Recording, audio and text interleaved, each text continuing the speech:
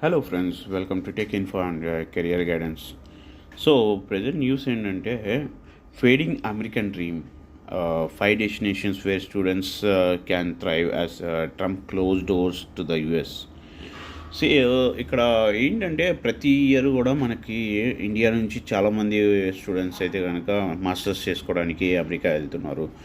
And వాళ్ళ dream fulfil చేసుకోవడానికి అంటే ఒక మాస్టర్స్ ఒకటే కాదు, అండ్ అదర్ థింగ్స్లో కూడా ఏంటంటే కనుక అమెరికా బెస్ట్ అని చెప్పేసి మన వాళ్ళు వెళ్ళడము, అక్కడ చూసుకోవడము, అలా చేయడం కూడా జరుగుతూ ఉంటుంది. పోను మనకి ఏంటంటే కనుక ఏవైతే అమెరికా డ్రీమ్ ఉందో అది క్లోజ్ అయ్యే ఛాన్సెస్ ఉన్నాయని చెప్పేసి కొందరు చెప్తున్నారు. ఎందుకు అంటే కనుక ఓపీటీ స్టూడెంట్స్కి జాబ్స్ దొరకడం అయితే కనుక కష్టం అని చెప్తున్నారు ఒకటి. అండ్ సెకండ్ వచ్చేసి H1B వీసా వాళ్ళకి కూడా ఏంటంటే కనుక వాళ్ళ డ్రీమ్ జాబ్స్ ఏవైతే ఉన్నాయో అవి నెక్స్ట్ లెవెల్ తీసుకెళ్ళడానికి కావచ్చు, లేదంటే కనుక సెక్యూరిటీ లెవెల్స్ పెంచడం కావచ్చు, ఫీజు లెవెల్ అప్గ్రేడ్ చేయడం కాదు, ఫీజు ఇంక్రీజ్ చేయడంలో కానీ ఇలాంటివన్నీ కూడా మనకి ఏంటంటే కనుక ఒక డ్రీమ్, యుఎస్ డ్రీమ్ ఏదైతే ఉందో ఆ యుఎస్ డ్రీమ్ అనేది క్లోజ్ అయ్యే ఛాన్సెస్ ఉంటాయని చెప్పేసి చెప్తున్నారు ఫ్రెండ్స్.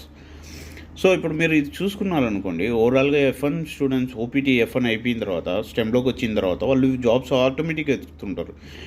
ప్రజెంట్ వచ్చేసి ఎంట్రీ లెవెల్ జాబ్స్ అయితే కనుక క్లోజింగ్ అయితే కనుక అసలు లేవని చెప్తున్నారు, అండ్ చాలా తక్కువ ఉన్నాయని చెప్తున్నారు కొందరు.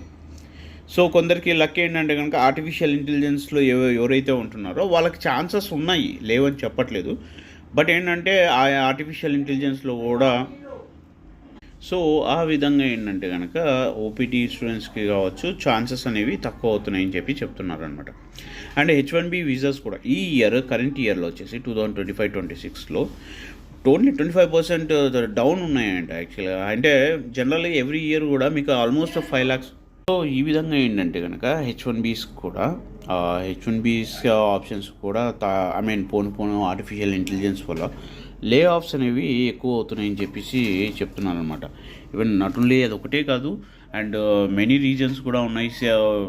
యుఎస్ ట్రంప్ వచ్చిన తర్వాత first preference always goes to US citizens అని స్లోగానే ఎప్పుడైతే మనం వింటున్నాము. అండ్ ఇది కరెంట్ పొజిషన్లో వచ్చేసి చాలా వరకు చాలా ఏరియాస్లో యూఎస్లో వచ్చేసి నంబర్ ఆఫ్ జాబ్స్ అయితే కనుక లే ఆఫ్స్ చేస్తున్నారనమాట.